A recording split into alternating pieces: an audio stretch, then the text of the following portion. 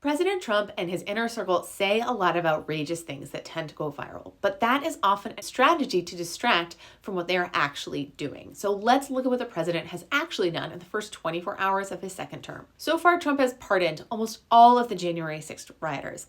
He has issued several new executive orders on immigration, including one on birthright citizenship that seems likely to be struck down in court. He withdrew from the World Health Organization, the Paris Climate Accords, an OECD tax agreement. He delayed the TikTok ban. He implemented a federal government hiring freeze, a return to office mandate for federal workers, and he's reinstated something called Schedule F, which makes it easier to fire federal employees, and many people think Trump will use to clear the government out of long-term career bureaucrats he thinks are disloyal to him. He has also directed the Director of National Intelligence and the Attorney General, who by the way are still not confirmed, to investigate what he called the weaponization of government and federal censorship, which are not things. He issued a number of energy orders that are clearly contradictory. If we truly are in an energy emergency, as he says, why restrict wind energy, as one of his orders does?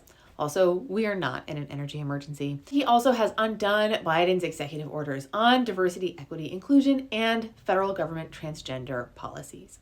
So why all these orders? Why already? Well, it's part of an explicit two-part strategy.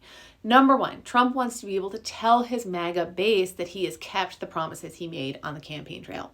Even if the orders get struck down in court or they are purely symbolic, like one very odd executive order declaring all federal buildings must now be beautiful, okay? And the second piece of the strategy is that Trump and his aides want to flood the zone with news so that the media and the general public can barely keep up. And they have said this. They have said this on the record. So that's why it's so important to focus on what Trump is actually doing, not just the outrage he stokes as a distraction.